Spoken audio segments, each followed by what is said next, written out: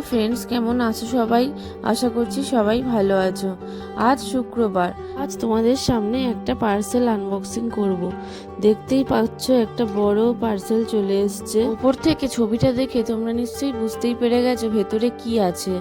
হ্যাঁ, ভেতরে আছে একটা মিক্সার মেশিন। আমাদের মিক্সার মেশিনটাও খারাপ হয়ে গেছিল, তাই জন্য একটা মিক্সার মেশিন অর্ডার করেছিলাম গ্রেট ইন্ডিয়ান ফেস্টিভ্যালে অ্যামাজন থেকে। চলো দেখে নেই ভেতরে মিক্সার মেশিনটা কেমন আর কটা পার্ট আছে মিক্সার মেশিনটার।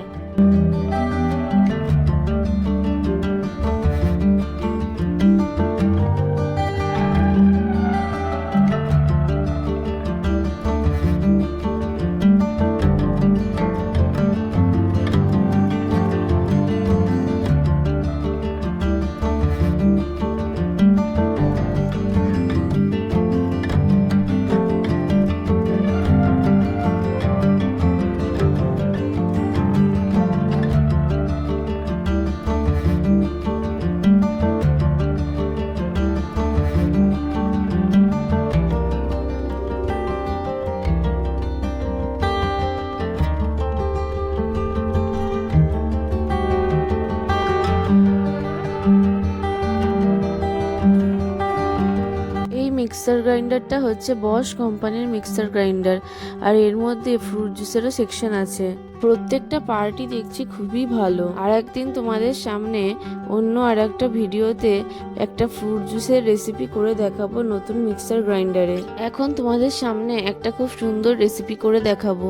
এটা আমার শাশুড়ি মায়ের রেসিপি, উনিই করবেন। চলো দেখে নাও কিভাবে কি করছে। কড়াইতে দেওয়া হয়েছে সুজি আর চিনি দিয়ে ভালোভাবে নেড়েচেড়ে নিয়ে তারপর দিয়ে দিয়েছে সামান্য পরিমাণ জল। এখন দেওয়া হচ্ছে নারকেল। সুজি, চিনি আর নারকেল এই তিনটে উপকরণ দিয়ে এই রেসিপিটা তৈরি হবে। তোমরা এটা ইভিনিং এ স্ন্যাক্স হিসেবে বানিয়ে খেতে পারো, খুবই ভালো লাগবে। আর এই রেসিপিটা খুবই মুখরোচক হয়। ভালোভাবে নেড়েচেড়ে এবার দিয়ে দিচ্ছি এলাচ গুঁড়ো, সুন্দর একটা ফ্লেভার আসবে। এলাচ গুঁড়োটা দিয়ে তারপর আবার ভালোভাবে কিছুক্ষণ নেড়েচেড়ে নিতে হবে। চিনির পরিমাণটা তোমরা যে যেমন খাও সেই হিসেবে দেবে। এবার নামিয়ে নিয়ে ভালোভাবে হাতে করে গোল গোল করে একটা শেপে আনতে হবে।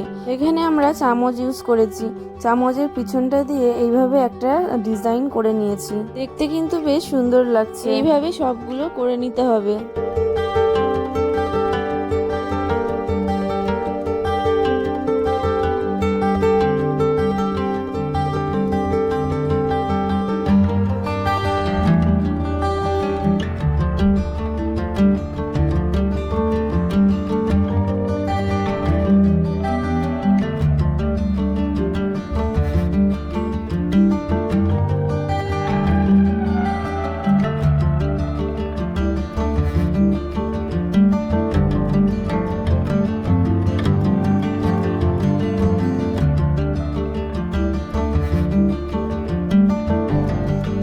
সবগুলো রেডি হয়ে গেছে, সুন্দরভাবে ডিজাইন দেওয়া হয়েছে। আমরা এদিকে স্ন্যাক্স বানাচ্ছি আর অর্ণা দেখো খাটের ধারে চলে এসেছে। এই মাম্মাম,